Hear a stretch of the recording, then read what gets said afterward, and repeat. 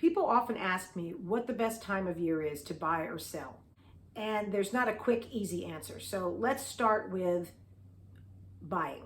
So when you want to buy depends partly on what your situation is. Do you have to sell a house?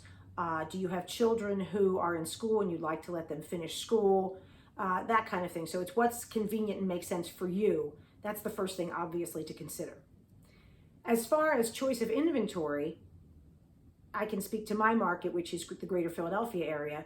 We tend to have the most inventory and the most active market in the spring. So March, April, May is when there's the most number of homes to choose from. But keep in mind that because of that, that's when you see the most number of buyers in the market. So yes, there are more homes on the market, but there are also more buyers that you're competing with to buy those homes. So as far as best time, again, it depends on your own specific situation.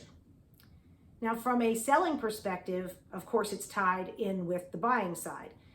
Again, in our area, we tend to have very little new inventory over the December-January period. Part of that has to do with holidays, part of it has to do with our climate.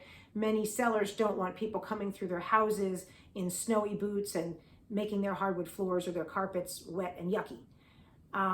So we also tend to be very, very slow here in terms of new listings in July and particularly August. Now, part of that is because we have a big contingent of people that go to travel and do vacations, and they just don't want to think about it then.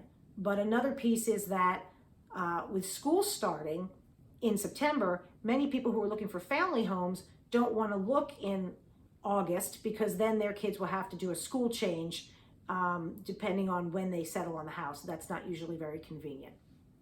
So for sellers, the same markets kind of apply. They want to have their homes on the market when the most number of buyers are looking, which again would be that March, April, May time. But as I said, for buyers, if somebody has a job change, a divorce, they're widowed, a financial situation, sometimes you have circumstances that don't allow you to choose, and you may have to sell the house sooner rather than later.